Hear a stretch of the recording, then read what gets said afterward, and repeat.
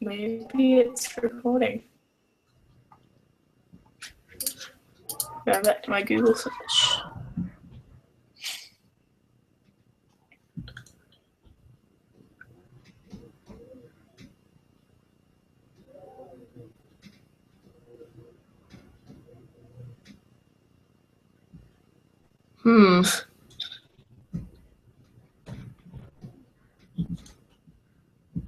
Okay, I think it records straight to YouTube. Is that a good thing? I'll just put it on invisible. Is that okay? Yeah. Okay. I've got links to add. Now? Yeah, I'll just chuck them in the chat and then you can see what I can see. Okay.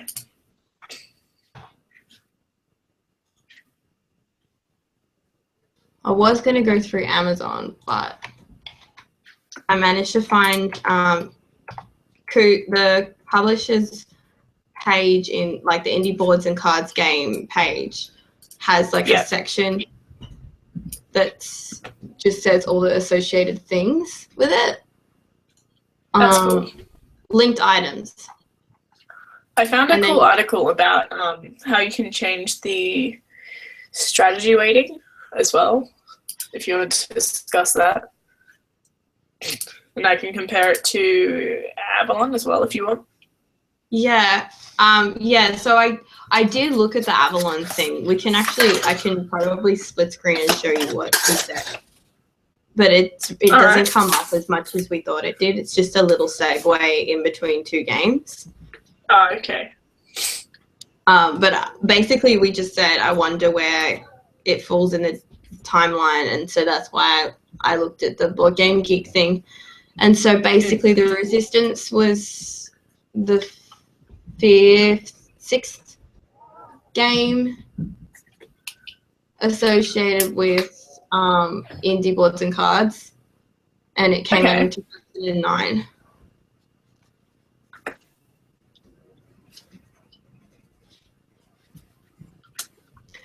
But Coup Inquisitor promo didn't. Ooh, it's got nothing there. Never mind. Let me start again. The Resistance came first. I'm looking at this backwards. I was gonna say. Yeah, no, it wouldn't let me order in terms of like it's made me gone from 2015 backwards. So I just went to page 5. So I was looking at it and it's like the third thing from the bottom, and I was looking at the top thinking the top came first. But the top of it, like it goes Coup Inquisitor promo, which they don't have a year for, and then they've got this game called Triumvirate. And then they've got Resistance, and Triumvirate and the Resistance were both from 2009. Okay. And then you've got Snowdonia. The Resistance Avalon 2012. That's interesting that they came out in the same year. What? Coup? Yeah. They've listed Resistance and Avalon later. No, but you said Resistance and Avalon came out in the same year. No. Resistance came out 2009. Resistance Avalon came out. Okay. It's not called Avalon. It just says Avalon really big. It's the Resistance Avalon, and that came out in 2012. So that variation didn't come about until 3 years later. Yeah, okay. Which is the same year that Coup came out. Yeah. And then in 2013, there was a Merlin/Assassin promo for the Resistance, which I guess was an adaptation that included the Assassin from Coup, maybe? I don't know. Well, you kind of have that adaptation in the latest version of the Resistance Avalon that I've played. But it was an optional add-on. Like, you didn't have to play with Merlin and the Assassin, or you could play with one or you could play with the other. You didn't have to have both. But I think it's really interesting because both Coup and the Resistance Avalon came out in the same years, but it's really clear that the company was looking at adding more features and adding more strategy into who you choose and how you play what you're choosing as well.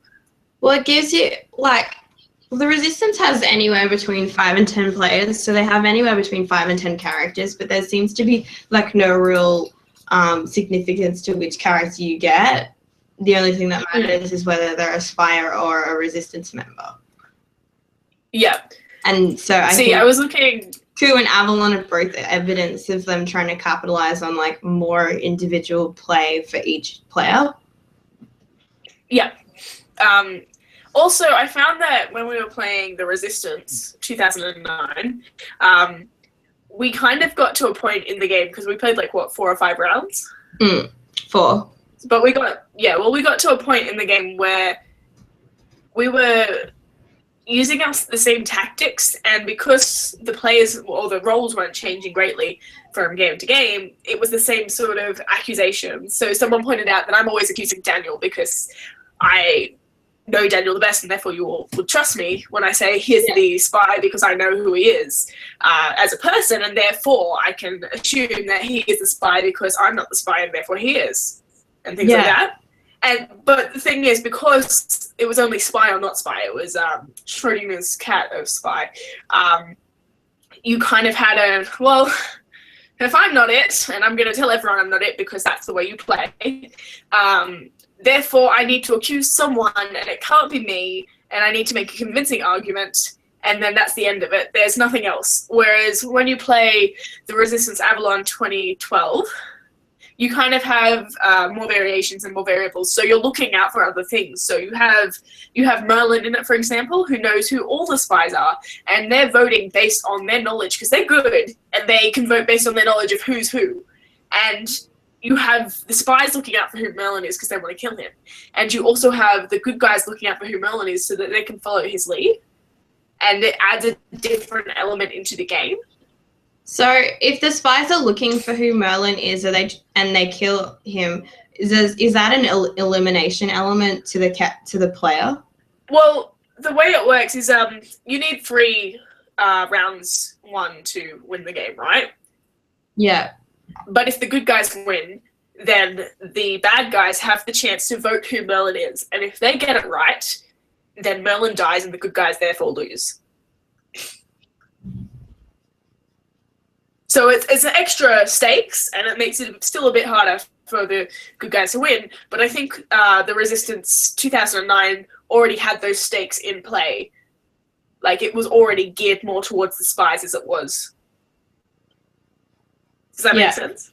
Yeah. Sorry, I was just getting the rest of the Coup games down. No. Yeah. So I've got the timeline. There's a big pause in between Resistance coming out and anything else coming out. Like, what were they doing for 3 years? Playing the game. Like, we got tired of it so quickly. But is that because we'd spent the previous 2 hours playing Coup? Maybe. And also because Angus had other shit to do. Yeah, that too. So, like, you got a couple of other factors playing in there. One, that people weren't 100% committed to the game. We'd already been playing a game which was similar but more advanced. And we were playing it as well partially for the stakes of an assignment. Not trying to take away from the enjoyment of it. Like, we weren't trying to take away from the enjoyment of it for doing it for an assignment, but it becomes a factor which we have to consider. So I was reading this article, I'm going to link it in the chat, which kind of suggested that the gameplay was geared more towards the spies because they each knew who each other were. So, like, when we had like, 5 people in our game? Sorry? 5? Did we have 5 or 6 people playing our game? 5. Yeah. So there were, 3 spies? Yeah, 6. Sorry? So there were, 3 spies or 2 spies? 2 spies, 3 resistance fighters. Yeah. So you had 2 spies who knew who each other were, and 3 people who were completely in the dark and had no knowledge at all, right? Mm. Which makes it really difficult because you have these 2 people who can influence the game in any way they want, just like we as good guys could have, if assuming we were all good. I feel like I'm playing the game again by just assuming we're good. But so you have like these 2 people who have all the knowledge and power in their minds, and assuming they're good actors, they can then fix the game and assume that they will win like the whole thing very quickly, very easily. There was a round where everybody pinned it on me, and I was good. I think I was good that round as well, but like they didn't trust me either. Yeah, but you were like deflecting onto me, and I was like, "It's not me." I didn't know. And there's like a part in the film where I just turn my card over at the end, and I'm like, "I was good." I think Angus started that though, and he was bad, wasn't he, that round? Probably. He was back quite a few times, and he was so quiet throughout most of the play. Like he would just slowly just fuck shit up. Yep, pretty much. But those are the interesting players because you can't really read them either, or it's harder to read them. He was just super tired. Anyway, this article I was talking about before, it had a suggested alteration of the rules which would make it more difficult for the spies to win, where you had a game master who knew who everyone was but wasn't a player, but they were just monitoring like who was playing and how they were playing, and they were following their own rules. But no one knew who anyone was. You knew what you were, but that was it, including spies. And that was their this writer's way of trying to balance out the rules, which is really interesting. I mean, I don't know. I don't think it would be a fun game to play if you did that. But the fact that he proposed that this is a way to change the statistical chance of winning for the spies was interesting in itself.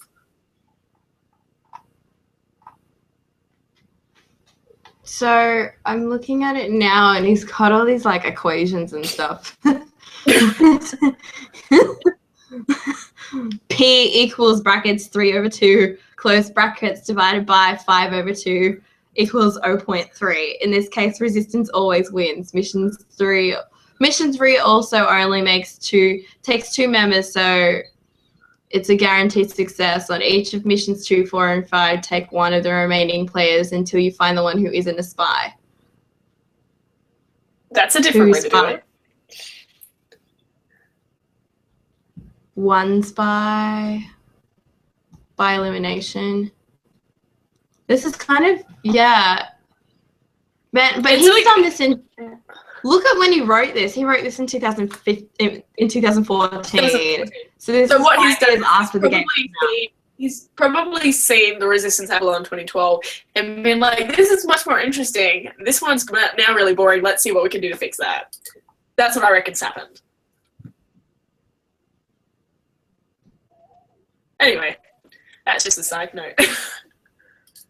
I love this one. Although I don't remember specifically predicting this prior to beginning the analysis below, I got as far as 40% of the time the resistance wins just based on the first round before I started to write this post. And they're right. Because the first round, everybody's just throws it away. Like, there's a point, I think I asked about it in one of our games where I was like, so does everybody just always approve the first one? Like, you kind of need a wild card. It's not just that, though. It's not just the fact that the first round is always approved. It's also the fact that the first round, if you are bad and you say no, then there's a lesser chance of either of the people, like it's a small round the first round, either of those people being chosen again. So say it's the first round, you and I are playing, one of us is bad and we say no, right? We've got our 5 players. Neither of us are going to get chosen ever again. And if we are, then, it's going to be a bit dodgy. If you and I are both the bad players and we both say no, we're screwed. They'll never choose us again. They'll win the next 3 rounds. Yeah? So is it better with more players? I think more players makes it more difficult to tell who's who. I mean, obviously your first round isn't 2 players, so you don't have as much of that problem where one person says this round's going to fail and then both players get ignored for the rest of the round, right? But you still have that element. So it's like who start when you have a 10-player round? Let me just look this up. The resistance.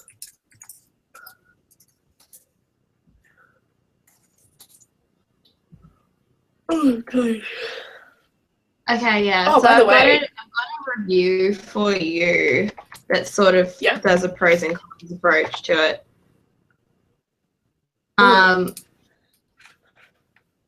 it is good because whoever wrote it broke it down at the bottom and said the good and the bad. And the bad's like, because the game plays through social interaction and deduction rather than a tactile board, it needs a group of players who can engross themselves in their respective roles and participate.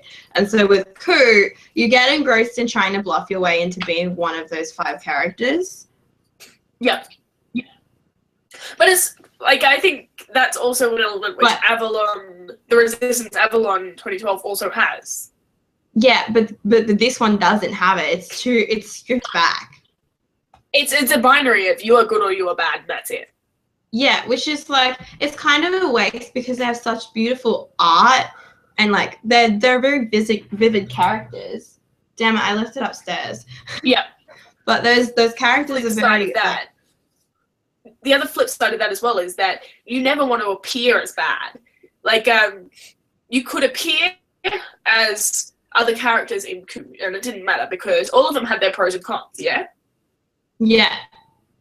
But in the Resistance 2009, if you appeared as bad, you were just never going to get chosen and you screwed yourself over. So what's the point in appearing as bad? What's the point in bluffing yourself as a bad person when you could just bluff yourself as a good person and someone will just call you out anyway because that's the nature of the game? Coup Reformation is an expansion on like the regular Coup that we play, and I think some of those characters get cast into the Resistance and some get cast into the Republic or whatever it is, the not Resistance people. But it doesn't seem to affect gameplay very much. It was like they were trying to incorporate. I mean, I'd need the rules in front of me. Oh, actually, I can get them. What are you doing? That's what the internet's for.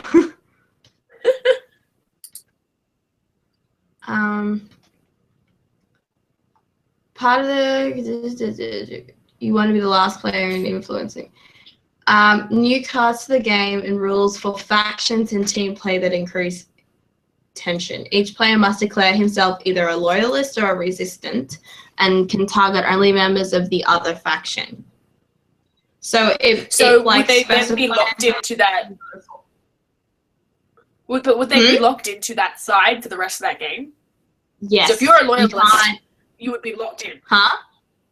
So if you say you're a loyalist and you say you're a resistance, yeah? Wait, you're not locked in. You're not locked in. There's another thing. Conversion is possible for yourself or for another player by paying a charitable donation to the treasury. So you give up a coin's chance of being able to coup someone else or assassinate someone else by changing sides. So you start you know the discs that we handed out in the Resistance. You get one that you just flip back and forth to show. Oh, okay, yeah. Yeah, actually, I don't know if I like being able to change sides, though. Huh? I don't know if I like the concept of being able to change sides. Like, it makes sense, but it doesn't force you to have make a choice which will affect your entire game. It just forces you to make a choice of, oh, I feel like not attacking you, so I'm going to make an alliance with you, and therefore I'm going to change my mind later. Does that make sense? I reckon that's the kind of rule that players who become familiar with the mechanics will decide, like, oh, we're not going to do that rule. That's like a variation that people would employ on their own. Like that. What's that thing that Dale's doing? Her Pokemon something or Nuzlocke. Nuzlocke. That's the one. Nuzlocke. That's like, you know, an unofficial rule series set up by someone else. I reckon it's totally possible that people are saying, you know, if you declare a faction, then you're stuck with that faction. Yeah, like a non-canon set of rules. Yeah, you know what, like it sounds so familiar, it might even be written in the rule book, though, the thing that it describes the faction thing. Like once you've been eliminated or converted to the other group, you just descend into infighting, so there's still only one winner and no second place. So like if you eliminate the other group, then it's just you fighting each other. But that would make sense. It's the only way to like handle a larger number of players, which is how the Reformation expansion is supposed to work anyway. Like it's supposed to handle between. Okay. Yeah, makes sense then.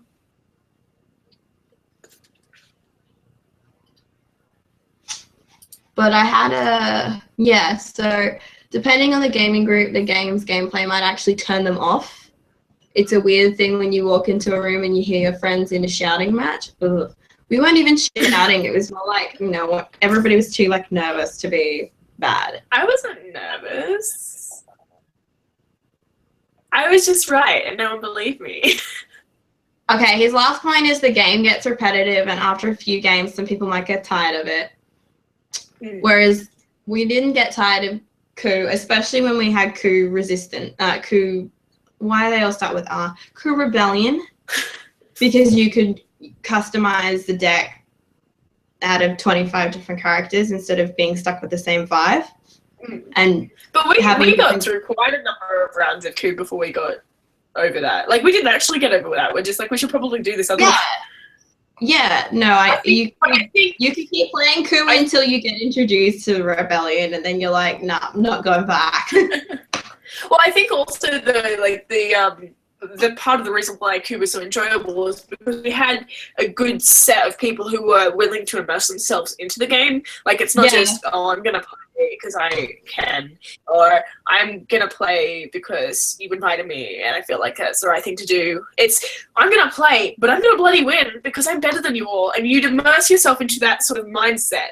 And you'd also then realize, like we very quickly realized that you were very strong at the game because A, you actually played before, and B, I'm the only one who really knows you in the group. And so quickly, Daniel and Zoltan realized that you were a threat and tried to go after you. Problem is, Zoltan was also a threat because he's a bloody psychoanalyzer of other people, and that's just what he does. And so you quickly realized that one as well, whereas I'm just like, look, I know Zoltan's going to be a problem, but realize that he's going to keep winning by attacking other people and then not being attacked himself. That was so annoying. But the thing is, I knew that Zoltan would be a problem because I know him. But I also knew that if I attacked him, he would then go after me.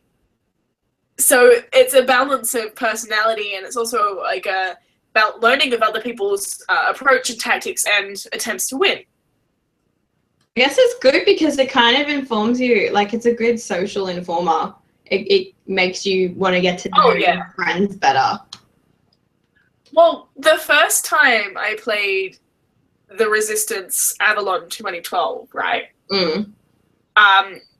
It was a group of 10 people at church. I'd never played it before. I was just like, I'll play this game. I played the first round with Daniel because we had more than 10 people, and we joined up, and then he got bored and left and played another game. But it was interesting because my friend Bernice was playing, and her tactic was not, I want to win or I want to lose. It's, if you take me on your mission, then I will approve this mission. If you don't take me on this mission, I won't approve this mission. So it was really tricky because you had no idea if she was good or bad.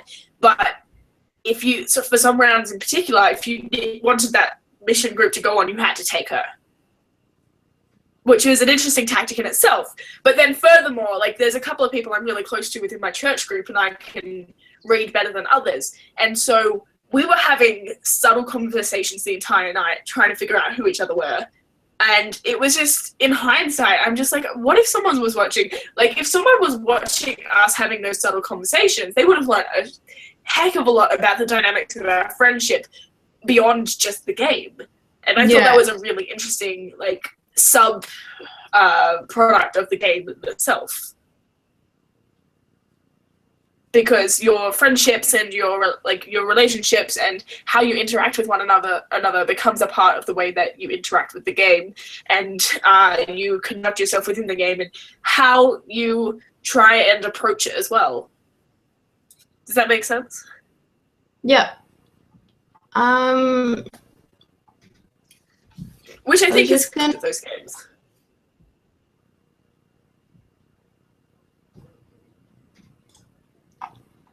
I have another review in front of me.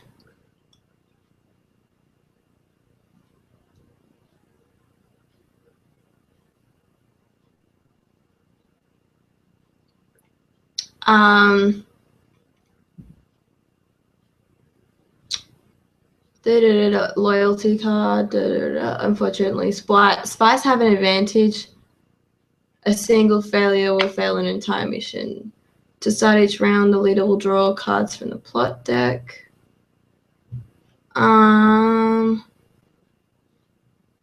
It's a lot of fun, they said. The game is easily taught to other people. It's an immersive gameplay experience without taking a large amount of time. Yeah, so like when we tried to set up Game of Thrones, which is super immersive. Like it takes like an hour just to set it up and learn the mechanics. The gameplay was like not even the gameplay, it was the setup that was exhausting. Yeah. Oh, Callum was okay with us leaving the things by house, by the way. Because I told saved him him so much time. I took like 2 weeks to tell him, and I forgot. Like I just was walking past and so I was like, oh, by the way. We changed your system. The guy said, oh, this person, I need to stop calling them guys. Oh yeah, Josh. This one is the dude. He said the final pro is that the depth of strategy that the game has simply because of the social interaction of the game. Terrible sentence. When you start playing the game, strategies will be fairly basic. If you're a spy, fail every mission. After a few games, however, people will expect that, and so you'll start passing some missions to throw people off your trail. But then people will realize that spies are passing missions, so they will start suspecting people, even though they have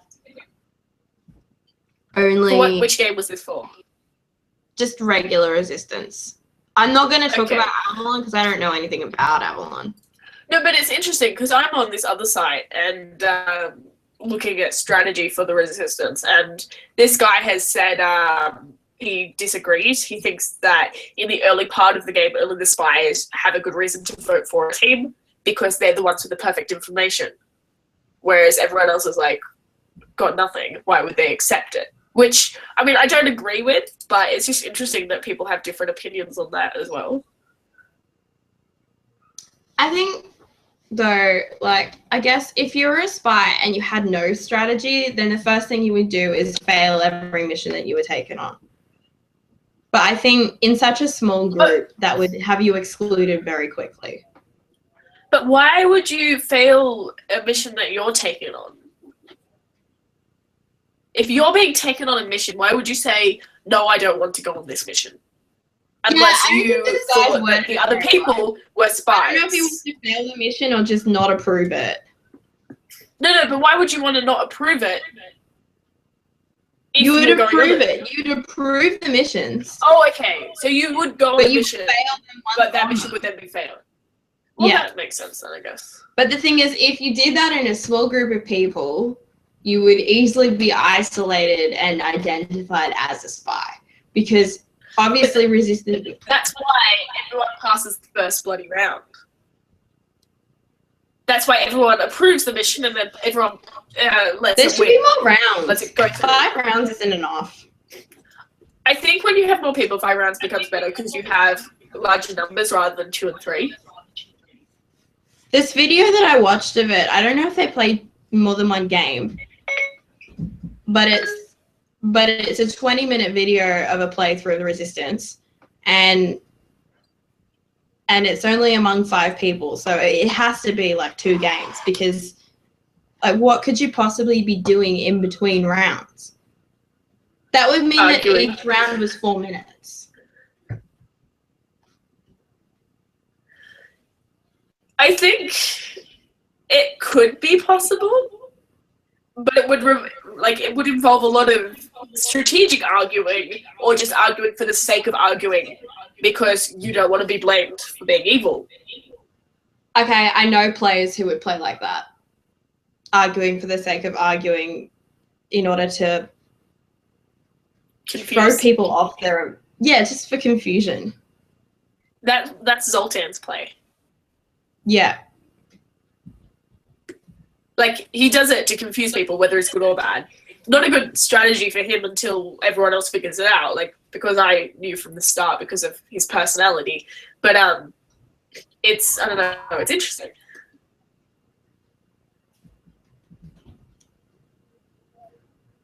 How long is this? It's probably more than long enough. We've probably covered quite enough. Anything else you want to talk about? He's going to love all these. Sorry, I'll put this last link in. He's going to love all the links. I'll edit it. We can show a short version in Class A. Yeah. This is the one where this guy was disagreeing with what you were saying, I think.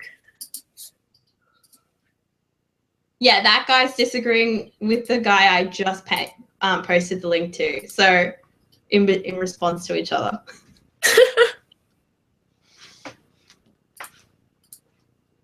Yeah, we've been going for half an hour. Okay, we need to stop. Oh, shit.